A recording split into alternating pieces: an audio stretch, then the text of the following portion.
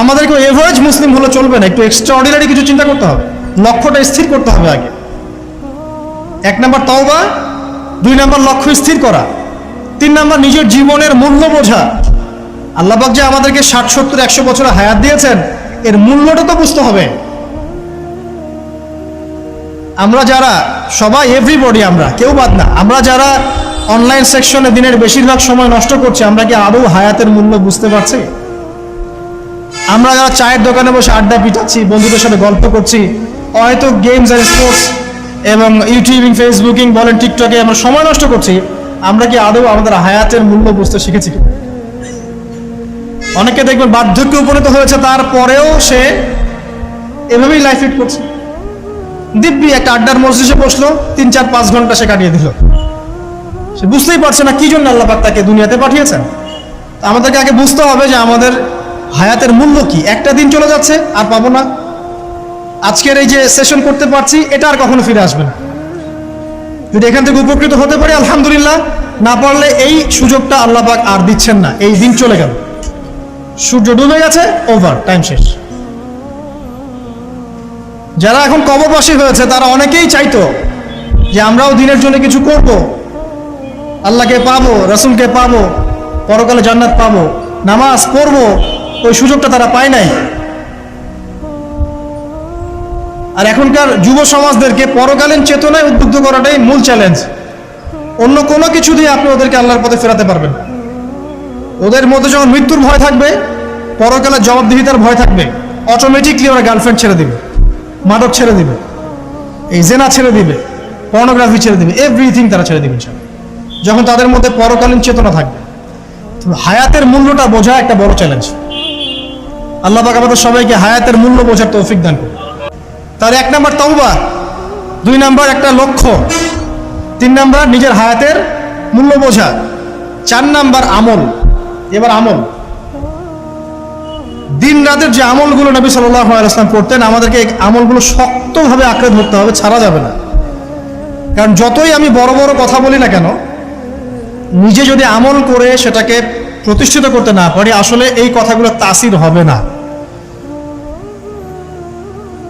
যত বড় বড়ই কথা বলি আমরা, অন্যের দিকে যতই আঙ্গুল তুলি, বিশ্ব নিয়ে কথা বলি, অর্থনীতি নিয়ে কথা বলি, রাজনীতি নিয়ে কথা বলি, ঠিক আছে, পরিবার নিয়ে কথা বলি, সমকালীন ফিতনা নিয়ে কথা বলি, আমল যতক্ষণ পর্যন্ত নবী সাল্লাল্লাহু আলাইহি ওয়াসাল্লামের মতো না হচ্ছে, ততক্ষণ পর্যন্ত কথা শুধু তাত্ত্বিক থেকে যাবে, বাস্তবতার কোনো প্রায়োগিক ফলাফল পাওয়া যাবে না।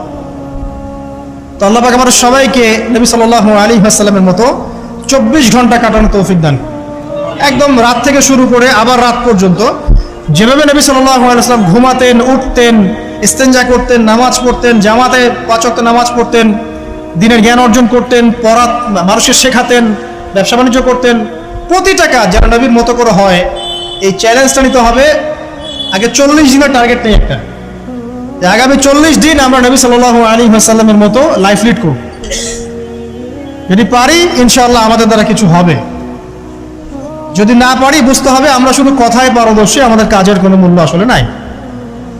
তো আমরা বিশ্বাস করি যে আমাদের তরুণ প্রজন্ম শুধু কথায় পারদর্শী না, তারা কাজ করেও দেখাতে পারবে ইনশাআল্লাহ। হয়তো বার্ধক্যে যারা আছে তারা হয়তো পারবে না, তারা হয়তো চাচ্ছে কিন্তু পাচ্ছে না। অনেক মুরব্বী আমার পরিচিত আছেন যারা চান আরো বেশি আমল বাড়াতে, কিন্তু পারছেন না, শরীর কুলাচ্ছে না, ডায়াবেটিস, প্রেশার, আর অনেক সমস্যা। আর যদি পরিবারের মধ্যে ঢুকে যান, বিয়ে শাদীর মধ্যে, তাহলে তো অবস্থা খারাপ। আর যদি মাশাআল্লাহ এই যুগের কোনো দিনদার ক্যাটরিনা কাইফ ভাগ্যে জোটে, তাহলে তার পিছনেই সারা জীবন চলে যাবে। সো পরিবারে ঢোকার আগেই, মানে বিয়ে শাদী করে সংসার গোছানোর আগেই পড়াশোনাটা শেষ করে ফেলেন, কারণ ওর পরে রেসপন্সিবিলিটি বাড়বে, আপনার অনেক কাজের চাপ চলে আসবে। এগুলোকে সুন্দর মতো ব্যালেন্স করা খুব ডিফিকাল্ট, এত সহজ না। যুগটা ভাই এত কঠিন যে সব কিছু, কয়টা বলছি, তওবা, লক্ষ্য স্থির করা, আপনার হায়াতকে কাজে লাগানো, এরপরে বলছি আমলের কথা। আমল বেশি বেশি করলে ইনশাআল্লাহ তাআলা আল্লাহ পাকের নৈকট্য অর্জন করা যাবে, আল্লাহ পাকের মারিফত অর্জন করা যাবে ইনশাআল্লাহ। তখন সেই ব্যক্তির দ্বারা দিনের অনেক বড় বড় খেদমত হওয়া সম্ভব ইনশাআল্লাহ তাআলা। আল্লাহ পাক তৌফিক দান করুন। আর আমলের জন্য একটাই মানে নাসিহা আমার, সেটা হলো রাসূল সাল্লাল্লাহু আলাইহি ওয়াসাল্লামের 24 ঘন্টার যে দিন রাত, এই স্টাইলে আমাদেরকে রুটিন করতে হবে। ঘুম, খাওয়া, লেখাপড়া করা, দাওয়াতি কাজ সবকিছু একদম ওই রুটিন ওয়াইজ। ইনশাআল্লাহ তাআলা দেখবেন আপনার জীবনে বরকত হচ্ছে ইনশাআল্লাহ।